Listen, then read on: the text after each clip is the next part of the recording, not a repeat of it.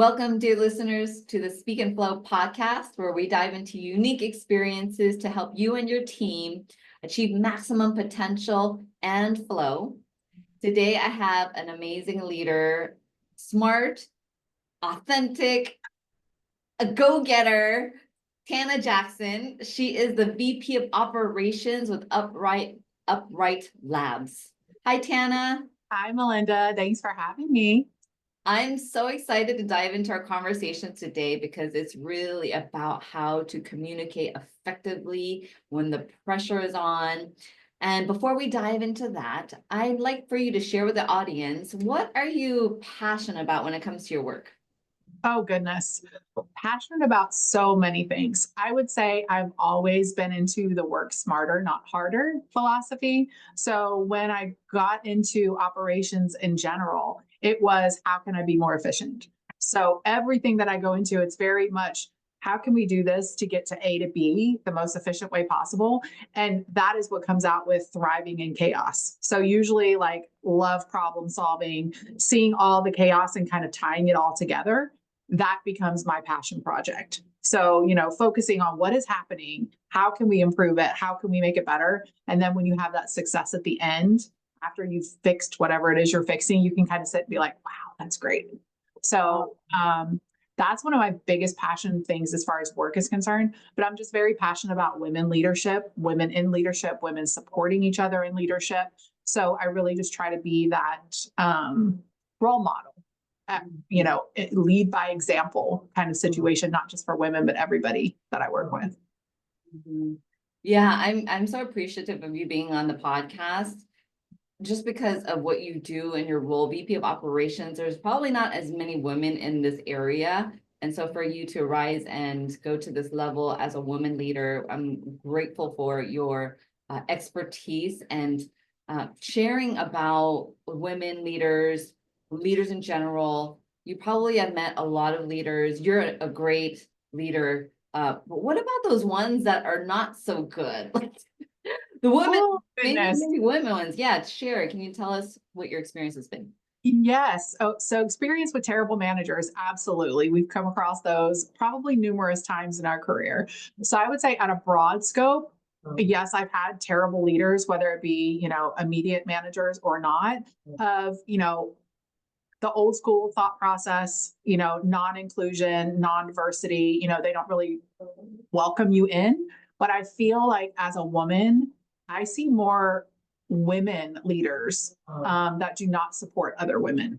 So I've had examples, where I've had female leaders where it was micromanagement or, they hired you for a specific reason, but if you excelled, there was, I don't know if it comes from a place of competition or, thinking somebody's smarter than them, where they would just hold you down. They would take your ideas and take that as if it's their idea, or you present an idea and they rip it apart right there in your face. So I feel like having those terrible managers, whether it be males, and we're dealing with, we'll call it misogyny in the workplace, which we've all experienced, or women who don't support women. I feel like it's very difficult as a female leader to grow. Like you said, being able to get to a VP role, I've always wanted to be in this position to have that voice, but then also encourage others in the workplace, as they grow through their career. Don't be afraid to speak up. Don't be afraid to stand up for yourself, in a professional way, but also understand that you're not alone. Mm-hmm. All of us have experienced this. So I think my biggest takeaway has been learning to have my voice and use it, but then also being willing to let go and step away from something that was not for me. Yeah. And that means, leaving positions, leaving companies that didn't align with your morals and values, but also just letting other women know it's okay to speak about this and okay to address it, because the world is going to be what it is. So, I just feel like women should be helping each other, empowering each other, supporting each other, especially when it comes to growing in the workplace. Mm-hmm. All of us have gotten here because of other people being taught, being coached, learning new skills, learning supported, and that can come from across the board. But I do feel it's just detrimental, and it's really hard if you have females in a workplace that don't support each other when you have to work together. So right, and here we are asking the men to support us, and we're not supporting each other. Yes, That's very common, which, it's not good, put it that way. Yeah. How do you think a woman would know whether they are this way, micromanaging and being competitive? Do you think Um, they know?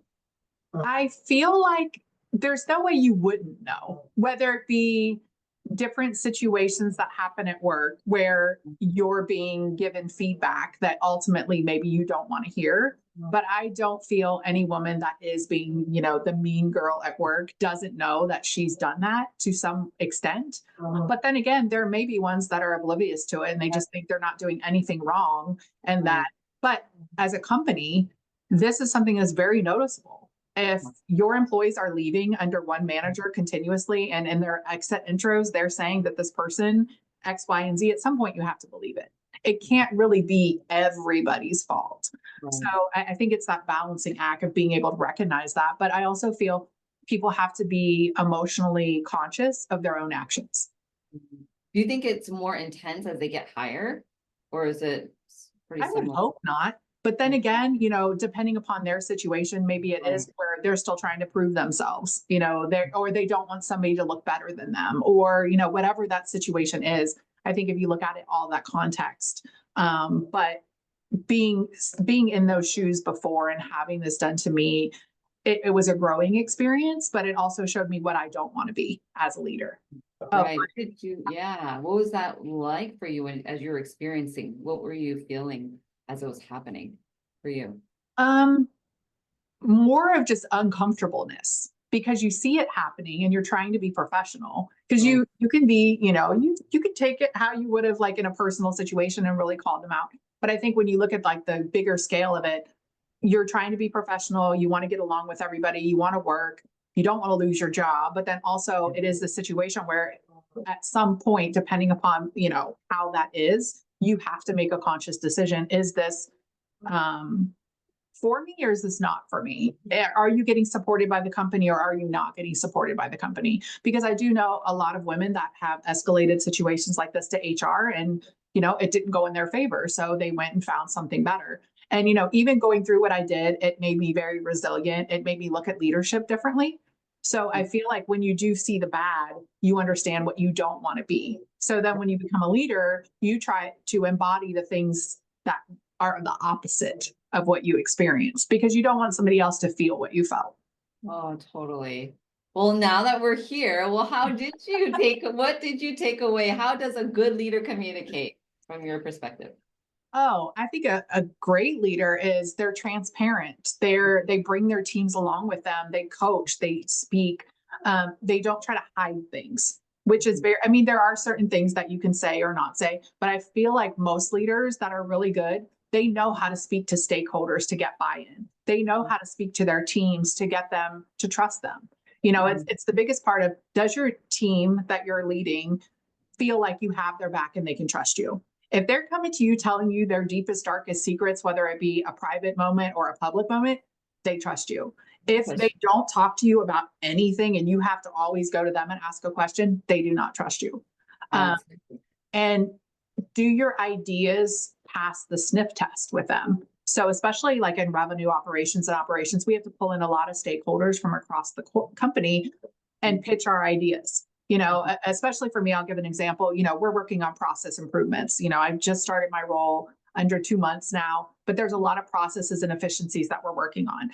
And a lot of everybody that works here, they know what they know. So you're bringing in new ideas, a new perspective, but you have to present it in a way where people are more open to saying, oh yeah, that makes sense, versus coming in like a bull in a china cabinet saying, you're going to do it like I say, this is how we're going to do it. Even though I may see that and I may think that, I'm not going to get them to follow it or adopt it if I come in with that mentality of not explaining the why, getting them to see it, walking them through it, and it is a lot of the discussions and conversations and coaching. But at this point in my career, I'm trying to give back to what people did for me. So I think the effective communication piece is really just that transparent communication of the why. Taking people along the journey with you. I mean, some of it you're going to have to just, go quickly, but then some of it you're going to have to, do a lot more explaining. But then also being open to their feedback, negative or good. People will give you both sides of it, or they won't understand it. So I think it's just that balancing act of, being emotionally intelligent enough to understand what the audience is. Mhm. Really Right. helps. And so what is that? I love that because it sounds like you're going in there to tell the why. And is this for the key stakeholders, the ones that you need buy-in from versus the team? So let's I would focus say on it's the both. team. Key stakeholders, absolutely. You have to give the why, but I think everybody wants to know the why. And Why I too. will tell you, early in my career, it was really funny. I started a role and it was something completely new. I Mhm. asked why so many times that people actually thought I was being condescending because I would say, why are you doing that? Why do you do it that way? Why do you do it this way? Because in my mind, I'm thinking, why are you doing it this way when you could do it this way? I wouldn't say that. But Right. I had somebody literally tell me, like, stop asking me why. It's just how we do it. And Yeah. that was my first experience of, this is just how we do it. And it's Yeah. like, well, there could be a better way that you could do it. So I think Yeah. that when you're Interesting. expressing the why, it has to come along with the what, the why, and the how, and then how it should be done. And then Right. being a leader, you have to figure out, how to communicate that effectively versus it coming off the wrong way. Right, right, exactly. So you're communicating, and then, like you said, you're inviting for conversation. You're Yeah, inviting for people to object. You're inviting for, yeah, like people to have questions and bouncing ideas off of. I mean, there's some things that are probably going to be said, but other times you can have those conversations with people. absolutely. And Yeah. understanding the audience. So Mhm. sometimes, I can go into a meeting and I really don't have to say anything. I just sit and I can listen because they're on the right track. I may throw an idea out there or throw a comment out there, but then there's other meetings where, they're all staring at me. What do you want to do? How do you want to do it? What do you think? And you're like, okay, well, I'll give you all of it then, and so sometimes it is still that balancing act of just understanding who you're talking to, whether it be the stakeholders or your team, and then Yeah. what is the information that you have to give them. Yeah. And when you decide on the information that you have to give them, you're good at cutting through the noise. We had a deep breath. How do you know exactly what information to give them? That's part of understanding what the goal of it is. Mhm. So, depending upon what the focus is and what we're trying to achieve, that would be more where I would try to cut out all the extra stuff and get to the point.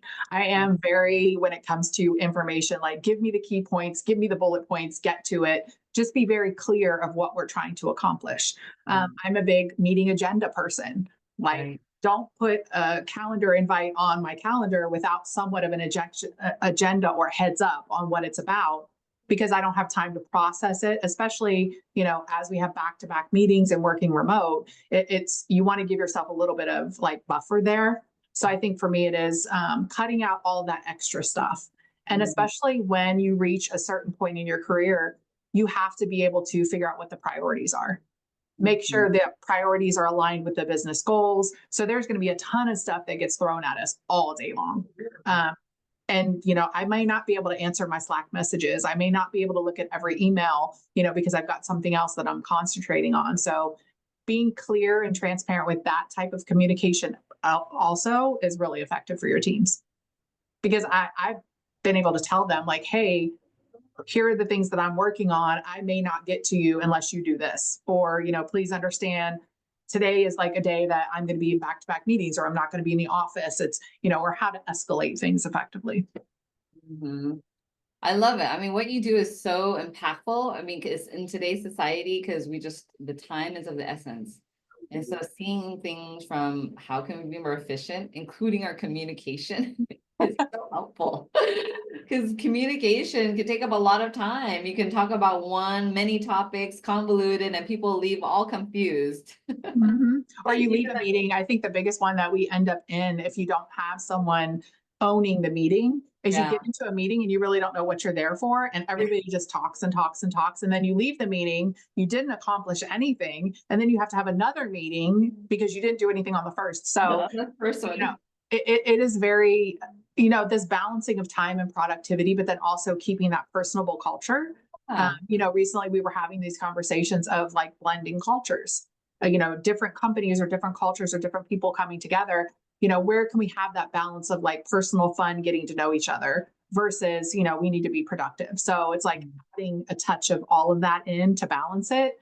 I think that kind of is where the sweet spot is. Yeah, and I could see you be that leader, that very leader that does both of those very effectively. Well, thank you. I try. Yeah, no, it's just who you are. And so I'd like to leave the call or end the conversation with, I asked all guests, what is the one leadership golden takeaway that you'd like the audience to remember? Can I give 3? Do we have time for 3? If I make it short, straight to the point. It's okay, do 3. Okay, so number 1, get through the noise. Remove the noise so you can focus as a leader on highly impactful work. What is the priority and what is the goal? And try to cut out all the extra stuff. That could be in meetings and, communications and whatever it is. Always try to think ahead and at a higher level, because your team is not always going to see that higher level vision.